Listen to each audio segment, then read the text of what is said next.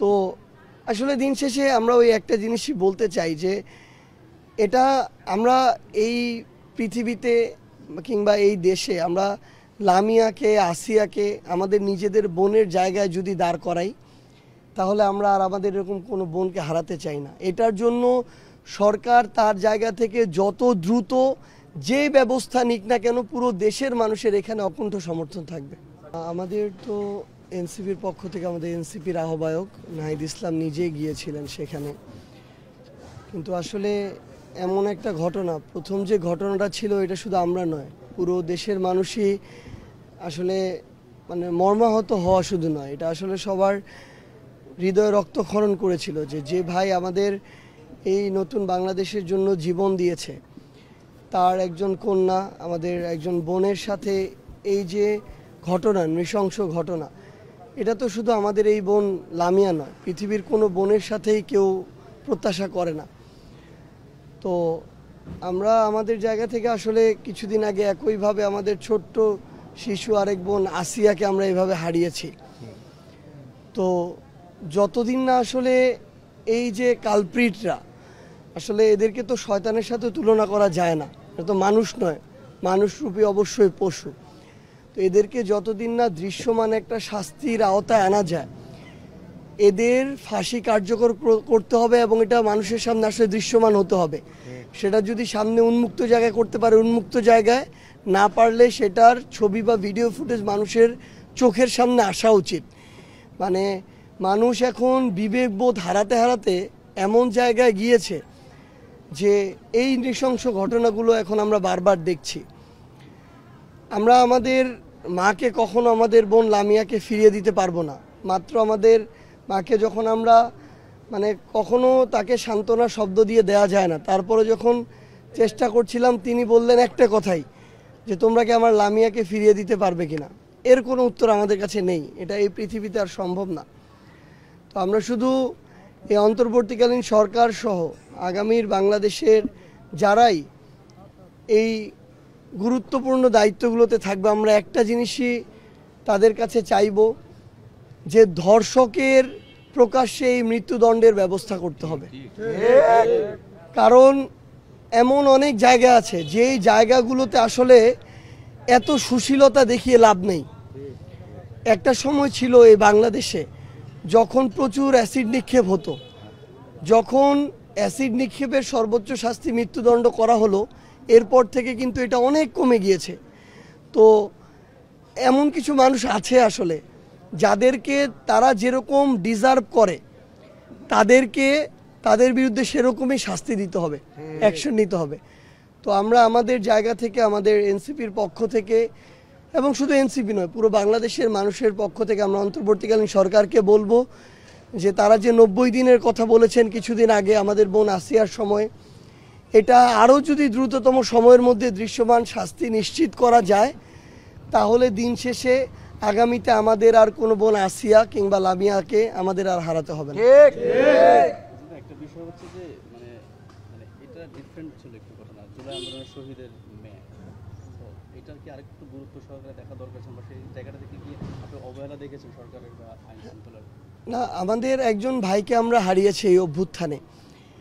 আসলে খুব স্বাভাবিকভাবেই একটা মানুষ যখন বিবেকবোধ হারিয়ে ফেলে তখন এই ধরনের মানে নৃশংস ঘটনার সাথে জড়িত হয়, কিন্তু তারপরও মানুষের ন্যূনতম যদি বিবেকবোধ থাকে অন্তত এইটুকু মাথায় কাজ করবে যে তার বাবা এই অভ্যুত্থানের একজন শহীদ। কিন্তু সেটাও আসলে যেই নরপশুর মাথায় কাজ করেনি, আমরা বাইরে থেকে কিভাবে বুঝবো যে কার মাথায় কি চলছে।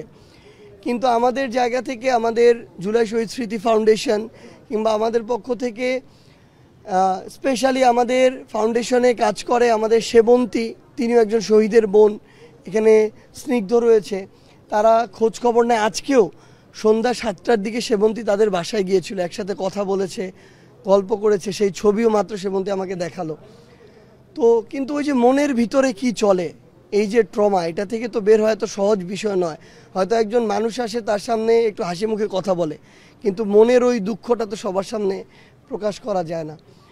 তো আসলে দিন শেষে আমরা ওই একটা জিনিসই বলতে চাই যে এটা আমরা এই পৃথিবীতে কিংবা এই দেশে আমরা লামিয়াকে আসিয়াকে আমাদের নিজেদের বোনের জায়গায় যদি দাঁড় করাই, তাহলে আমরা আর আমাদের এরকম কোনো বোনকে হারাতে চাই না। এটার জন্য সরকার তার জায়গা থেকে যত দ্রুত যে ব্যবস্থা নিক না কেন, পুরো দেশের মানুষের এখানে অকুণ্ঠ সমর্থন থাকবে।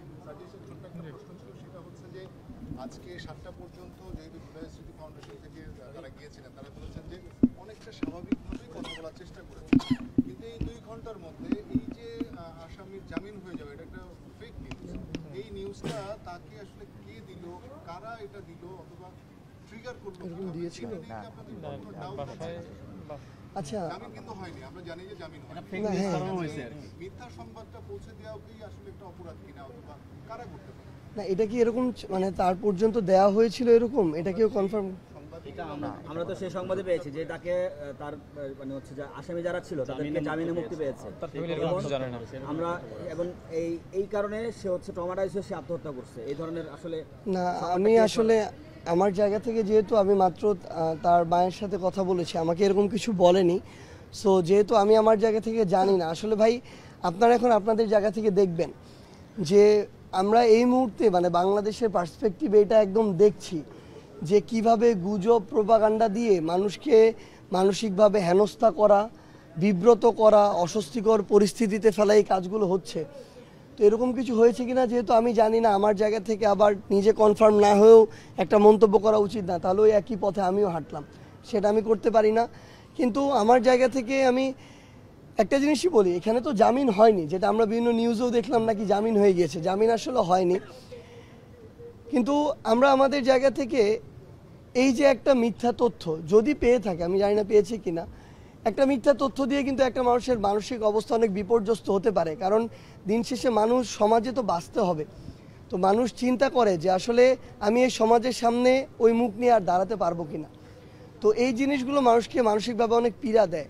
তো এই জায়গা থেকে আসলে যদিও এই একটা কথা বলা উচিত না, তাও আমি বলি, আমাদের পুরো দেশের মানুষের এখন মিডিয়াতে, নিউজে, পোর্টালে কোনো একটা কিছু দেখেই যেন ওইটাকেই আমরা চিরন্তন সত্য না মনে করে ফেলি, যেন একটু নিজেরা আমাদের জায়গা থেকে যাচাই করার চেষ্টা করি, এটা একটা বিষয়। আর দিন শেষে আসলে এই যে যারা এরকম অপকর্ম নৃশংসতার সাথে জড়িত, সেই আসামিদের জামিন যেন কোনো বিচারকের রায় না হয়। যেই বিচারক এমন একটা মামলার একজন আসামির জন্য লড়ে কিংবা জামিন নেয়ার ব্যবস্থা করে, কিংবা যেই আইনজীবী এই জামিন নেয়ার জন্য লড়ে, আমরা মনে করি যে তাদের ওই বিবেকবোধের জায়গাটুকুও তারা প্রফেশনালিজমের জায়গায় হারিয়ে ফেলেছেন। তো দয়া করে এই যে যারা এরকম নৃশংস কর্মকাণ্ড ঘটায়, এই নরপশুদের পাশে যেন আমরা আমাদের জায়গা থেকে কোনো সিম্প্যাথি না দেখাই, এবং তাদের যত দ্রুত সময়ের মধ্যে সর্বোচ্চ শাস্তি মৃত্যুদণ্ড কার্যকর করা যায় এবং পুরো দেশের মানুষের সামনে এটা দৃশ্যমান হয়, সেই ব্যবস্থাই আমরা অন্তর্বর্তীকালীন সরকারের কাছে চাই।